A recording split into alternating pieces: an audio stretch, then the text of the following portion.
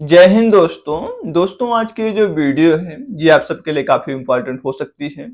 Important इसलिए क्योंकि आज के इस वीडियो के अंदर मैं UPSC prelims 1 month strategy share करने जा रहा हूँ।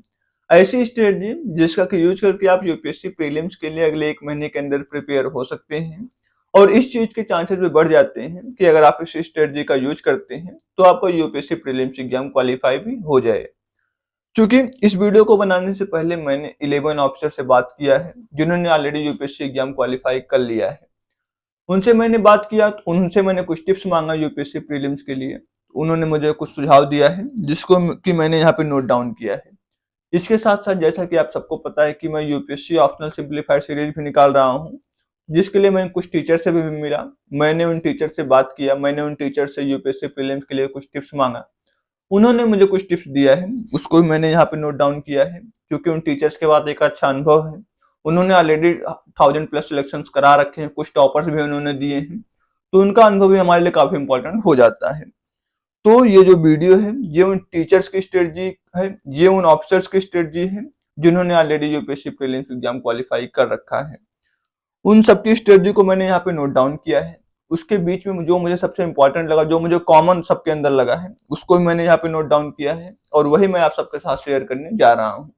तो चलिए वीडियो को बहुत लंबा नहीं करते हैं और अपनी इस यूपीएससी प्रीलिम्स 1 मंथ स्ट्रेटजी वाली स्ट्रेटजी को आप सबके साथ शेयर करते हैं। इस वीडियो में कुछ भी बताने से पहले मैं ये उम्मीद करता हूँ कि आपने अब तक यूपीएससी का सिलेबस एक बार अच्छे से कवर कर लिया होगा और अभी आप उसके लिए रिवाइज कर रहे होंगे। अगर आपने अब तक यूपीएससी का सिलेबस कवर नहीं किया है तो ये वीडियो आपके लिए नहीं है। तो चलिए हम अपनी स्ट्रेटजी को आपके साथ शेयर करते हैं। दोस्तों यहाँ पे आपके लिए छोटा सा इंफॉर्मेशन है। 21 अप्रैल को सिविल सर्वेंट्स के कंट्रीब्यूशन को रिकॉग्नाइज करने के लिए इस सिविल सर्विस डे पर पीडब्ल्यू ओनली लाया है limited time offer of up to 80% off on all UPSC courses. वहीं 2027 टारगेट ईयर वालों के लिए है Sankalp Hindi English and Pinnacle 2027 English सिर्फ 12,499 में, एंड 2026 टारगेट ईयर वालों के लिए है प्रहार Hindi English and Titan English online foundation batch सिर्फ 10,499 में। वहीं अगर आपके इनमें से कोई ऑप्शनल है तो सिर्फ 9,499 में आप इनके लाइव क्लासेस से अपना ऑप्शनल भी कवर कर सकते हैं। अगर आप एक कॉलेज स्टूडेंट हैं तो आपके इन यूथ ईयर को प्रोडक्टिव बनाने के लिए है यूपीएससी प्रारंभ 2028, जो कि एक 3 ईयर प्रोग्राम है और जिसमें यूपीएससी की A to Z प्रिपरेशन के साथ फर्स्ट 2 ईयर्स में आपको हार्ड एंड सॉफ्ट स्किल के क्लासेस के थ्रू आपको साइमल्टेनियसली स्किल कवरेज भी मिलेगा और इसमें आपको 53% का फ्लैट डिस्काउंट भी देखने को मिलता है। वहीं अगर अभी क्लास 12th पास किया है आपने तो आप इनके यूपीएससी प्रारंभ के साथ इन डिग्री कोर्सेज को भी स्पेशल प्राइस पर अवेल कर सकते हैं और अपने यूपीएससी प्रिपरेशन प्रारंभ से और डिग्री कोर्सेज मंगलायतन यूनिवर्सिटी के साथ एक साथ कंप्लीट कर सकते हैं। इसके अलावा अगर आप अपना आइटम 2027 में टारगेट कर रहे हैं तो आप इनके 2 ईयर फाउंडेशन कोर्स संकल्प 2027 इंग्लिश बैच के साथ ये कुछ डिग्री कोर्सेज अवेलेबल हैं जो स्पेशल प्राइस पर आप अवेल कर सकते हैं ऑफर पीरियड में। बाकी और डिटेल के लिए आप नीचे लिंक पर विजिट कर सकते हैं और अगर आप इनमें से किसी भी कोर्सेज को परचेज करते समय extra dose coupon code use करते हैं तो आपको एक्स्ट्रा डिस्काउंट भी मिलेगा। धन्यवाद। तो दोस्तों सबसे पहले और सबसे इंपॉर्टेंट जो पॉइंट है वो ये है कि अभी आपको कोई भी न्यू सोर्स पिकअप नहीं करना है। मतलब कि जो आपने ऑलरेडी पढ़ा हुआ है, जो बुक्स आपने ऑलरेडी पढ़ी हुई है, जो नोट्स आपके पास ऑलरेडी बना हुआ है, आपको उसे केवल रिवाइज करना है। आपको अभी किसी न्यू सोर्स के ऊपर नहीं जाना। जैसा कि आप कुछ क्वेश्चन कर रहे हैं, आपको समझ में आ रहा है कि ये मुझे नहीं आ रहा है, मैंने ये नहीं पढ़ा, तो उसके लिए आप न्यू बुक ना उठाएं, न्यू सोर्स ना उठाएं। उसी सोर्स में आप उसको ऐड ऑन कर लें और आप उसके थ्रू रिवाइज करें, क्योंकि अब नया सोर्स पढ़ने भर का आपके पास टाइम नहीं है, केवल 1 महीने का टाइम है। इसलिए जो कुछ आपने पढ़ा हुआ है आपको उसे केवल मल्टीपल टाइम रिवाइज करना है। तो सबसे इंपॉर्टेंट ये सबके अंदर कॉमन, जिन्होंने मुझे टिप्स दिया है, जिन ऑफिसर ने, जिन टीचर्स ने मुझे टिप्स दिया है, उन सभी के अंदर ये पॉइंट सबसे ज्यादा इंपॉर्टेंट, में सबसे ज्यादा कॉमन लगा है कि आपको कोई न्यू सोर्स नहीं पिकअप करना है। दूसरा जो सबसे इंपॉर्टेंट मुझे लगा है वो ये लगा है कि अभी आपको जरूरत ये है कि आप अपने स्ट्रॉन्ग सब्जेक्ट को ये पहचाने, आप अपने वीक सब्जेक्ट को पहचाने। आपको ये पता होना चाहिए कि कौन सा सब्जेक्ट आपके लिए ज्यादा स्ट्रांग है, किस सब्जेक्ट में आप ज्यादा मार्क्स स्कोर कर सकते हैं, किस सब्जेक्ट में आप कम मार्क्स स्कोर कर सकते हैं, कौन सा सब्जेक्ट आपका वीक है। क्योंकि जब आपको ये पता होगा तो आप उसी अकॉर्डिंग अपना टाइम दे पाएंगे। जो सब्जेक्ट आपका ऑलरेडी स्ट्रांग है उससे आप और स्ट्रांग बनाइए, उसके लिए आप और मेहनत कीजिए। जो सब्जेक्ट हो सकता है आपका बहुत ज्यादा वीक होगा, आप उसे अगर स्ट्रांग करने के चक्कर में पड़ेंगे तो हो सकता है कि आपका टाइम निकल जाए। क्योंकि टाइम ऑलरेडी कम है, इसलिए आपको यहाँ पे स्मार्ट स्टडी करना है। तो आप उन सब्जेक्ट पे ज्यादा ध्यान ना दें जो आपका बहुत ज्यादा वीक है। अगर आपको थोड़ा बहुत वीक है या फिर आप एवरेज स्टूडेंट है तो आप उसको ध्यान दे सकते हैं। अदरवाइज जो सब्जेक्ट आपको अच्छे से नहीं, बिल्कुल नहीं आता है, आप उससे पढ़ने की कोशिश भी ना करें। बल्कि जो ये सब्जेक्ट इंपॉर्टेंट होते हैं आप उन पे ध्यान, जैसे कि इंडियन पॉलिटी हुआ, गवर्नेंस हुआ, जियोग्राफी हुआ, हिस्ट्री हुआ, इकोनॉमी हुआ, इन्वायरमेंट हुआ, इन सब्जेक्ट पे आप ज्यादा अच्छे से ध्यान दें और इन सब्जेक्ट को आप कवर करने का कोशिश करें। और जो आपके स्ट्रॉन्ग सब्जेक्ट है आपको उस पर अच्छे से ध्यान देना ही चाहिए। इसके साथ साथ अगर हम बात करें करंट अफेयर के लिए, क्योंकि करंट अफेयर काफी इंपॉर्टेंट हो जाता है, वहां से बहुत सारे क्वेश्चन पूछे जाते हैं, अप्रॉक्स 20 से 25 क्वेश्चन जो है वहां से पूछे जाते हैं। इसलिए करंट अफेयर का बहुत बड़ा रोल यहाँ पे हमारे सामने देखने को मिलता है। तो करंट अफेयर के लिए आपको कहाँ से प्रिपेयर करना है?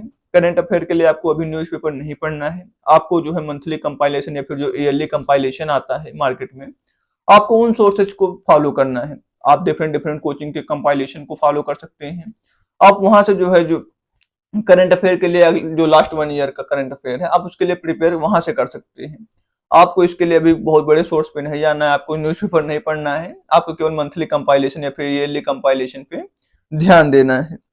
और इन सबके साथ जो सबसे ज्यादा इंपॉर्टेंट पॉइंट है, जो सबसे महत्वपूर्ण है, वो ये है कि आपको पीवाईक्यू सॉल्व करना है अभी से। आप डेली 100 पीवाईक्यू सॉल्व करें। पहले प्रीवियस ईयर क्वेश्चन सॉल्व इसलिए करना है क्योंकि जब आप प्रीवियस ईयर क्वेश्चन सॉल्व करेंगे तो आपको यूपीएससी एग्जाम पैटर्न का एक अच्छा आइडिया लग जाएगा। आपको ये पता होगा कि यूपीएससी किस लेवल पे क्वेश्चन पूछ रहा है, कैसे क्वेश्चन पूछ रहा है, आप उसे सॉल्व कर पा रहे हैं कि नहीं कर पा रहे हैं, आपसे क्या मिस्टेक्स हो रही हैं, आप समझ पा रहे हैं क्वेश्चन की नहीं समझ पा रहे हैं। इसलिए यूपीएससी के एग्जाम पैटर्न को समझने के लिए सबसे इंपॉर्टेंट है कि आप क्वेश्चन प्रैक्टिस करें पीवाईक्यू। और अगर आप पीवाईक्यू सॉल्व करते हैं तो यहाँ से आपका एक अच्छा कॉन्फिडेंस भी बूस्ट होता है। आपको ये पता चल जाता है कि किस तरीके से क्वेश्चन पूछ रहा जा रहा है और किस तरीके से मैं क्वेश्चन कर पा रहा हूँ। इसलिए पीवाईक्यू पहले सॉल्व करना है। अगर आप एक बार पीवाईक्यू सारा सॉल्व कर लेते हैं लास्ट 30 ईयर्स का, उसके बाद आप मॉक टेस्ट के लिए भी जा सकते हैं। बट मॉक टेस्ट जाने से पहले आपको पीवाईक्यू ही सॉल्व करना है, क्योंकि पीवाईक्यू सबसे ज्यादा इंपॉर्टेंट है। और पीवाईक्यू सॉल्व करने के साथ साथ आपको एक चीज और करनी है कि जब भी आप पीवाईक्यू सॉल्व करें तो आपको उसका एनालिसिस भी करना है। ऐसा नहीं कि आप केवल पीवाईक्यू सॉल्व कर ले रहे हैं, आप उसका एनालिसिस नहीं कर रहे हैं, बल्कि आपको पीवाईक्यू के साथ साथ एनालिसिस भी करना है। जब आप क्वेश्चन सॉल्व करें तो आप ये देखें कि आप क्वेश्चन कर पा रहे हैं कि नहीं कर पा रहे हैं। अगर आप नहीं कर पा रहे हैं तो क्यों नहीं कर पा रहे हैं, आपसे क्या मिस्टेक्स हो रही है, आपसे क्या पॉइंट मिस हो रहे हैं। तो इसलिए यहाँ पे एनालिसिस का काफी इंपॉर्टेंट रोल हो जाता है। और जब आप एक बार ये सब कर लेते हैं तो इसके साथ साथ जो सबसे इंपॉर्टेंट एक बात और लगी है वो ये है कि सीसैट को आपको नेग्लेक्ट नहीं करना है, क्योंकि सीसैट का इक्वल वैल्यू है। अगर आप जीएस में क्वालिफाई कर लेते हैं और सीसैट में आप क्वालिफाई नहीं कर पाते हैं तो उसकी कोई वैल्यू नहीं है। इसलिए आपको क्या करना है कि सीसैट को भी अच्छे से फोकस करना है, क्योंकि हमारे पास 1 महीने का समय बचा हुआ है और ये भरपूर समय है कि आप सीसैट के लिए प्रिपेयर कर पाए। मुझे उम्मीद है कि आपने सीसैट के लिए पहले से पढ़ रखा होगा और अभी आप उसके लिए रिवाइज कर रहे होंगे। इसलिए यहाँ पे सीसैट को नेग्लेक्ट नहीं करना है। सीसैट को आपको इक्वल वेटेज देना है, क्योंकि उसका भी इंपॉर्टेंस इक्वल है। अगर आप जीएस में क्वालिफाई कर लेंगे, सीसैट में क्वालिफाई नहीं कर पाएंगे तो यहाँ पे उसकी वैल्यू कुछ है ही नहीं। आप यूपीएससी प्रीलिम्स क्वालिफाई ही नहीं कर पाएंगे, आप मेंस के लिए अपीयर भी नहीं हो पाएंगे। इसलिए आपको जो है यहाँ पे सीसैट पे इक्वल ध्यान देना है। आपको 2 से 3 घंटे जो है सीसैट के लिए रखने ही रखने हैं। सीसैट को नेग्लेक्ट नहीं करना है। अब जब आप एक बार इन सब चीजों को कर लेते हैं तो यहाँ पे अब आपको एग्जाम स्ट्रेटजी फाइनलाइज करने की जरूरत है। मतलब कि आपको ये ध्यान रखना है कि आप यूपीएससी एग्जाम जिस दिन होगा उस दिन आप किस तरीके से क्वेश्चन सॉल्व करेंगे। मतलब कि किस तरीके से कितने टाइम के अंदर आपको क्वेश्चन अटेम्प्ट करना है, कितने राउंड में करना है, कौन से क्वेश्चन को आपको छोड़ना है, आप कैसे एलिमिनेशन टेक्निक यूज करेंगे। इन सभी चीजों पे आपको अभी से वर्क करना है, क्योंकि 1 महीने का समय बचा हुआ है। और अगर आप इसके ऊपर अभी से ध्यान देंगे, यूपीएससी एग्जाम के दिन आपको किस तरीके से क्वेश्चन सॉल्व करना है, तो ये आपके लिए काफी हेल्पफुल साबित होगा। आप उस दिन स्ट्रेस में नहीं आएंगे, आपका उस दिन एग्जाम में क्वेश्चन गलत होने के चांसेस भी कम हो जाएंगे, क्योंकि आपको ये ध्यान रखना है कि किस तरीके से कितनी स्पीड से हमें क्वेश्चन करना है। उस स्पीड को आप अभी से मेंटेन कर लेंगे। उसके साथ साथ आपको किस क्वेश्चन में गेस करना है, किस क्वेश्चन में गेस नहीं करना है, इसका भी आपको एक अच्छा खासा आइडिया लग जाएगा। आपको एलिमिनेशन टेक्निक समझ में आ जाएगी। क्वेश्चन को आप कितने राउंड में करेंगे आपको ये भी ध्यान देना है। मतलब कि पहले जो आपको आ रहा है उसको करना है, उसके बाद जो आपका गेस वर्क है उसको करना है कि किस तरीके से करना है। इन सभी चीजों पे आपको अभी से ध्यान देना है। मतलब कि एग्जाम के दिन आप किस तरीके से पूरा पेपर सॉल्व करने वाले हैं, इसके ऊपर आपको आज से वर्क करना स्टार्ट कर देना है। इन सब के साथ आपको वीकली जो है स्ट्रेटजी बनानी है कि आप भी एक वीक में क्या क्या पढ़ेंगे, किस तरीके से पढ़ेंगे। उसके लिए आपके पास एक प्लानिंग होनी चाहिए, आपके पास एक स्ट्रेटजी होनी चाहिए कि इसी वीक में आप किस तरीके से पढ़ाई करने वाले हैं। तो ये है। और लास्ट स्टेप जो मुझे सबसे इम्पोर्टेंट लगा है वो ये है कि आपको जो है अपने हेल्थ पे ध्यान देना है। आपको प्रॉपर स्लीप लेनी है, आपको अपने हेल्थ को लेकर काफी एक्टिव रहना है। ऐसा ना हो कि आप लगातार पढ़ाई कर रहे हैं 18 घंटे 16 घंटे और आप सो नहीं पा रहे हैं। ऐसे में आप स्ट्रेस के अंदर आ जाएंगे और ये आपके लिए हानिकारक साबित हो सकता है।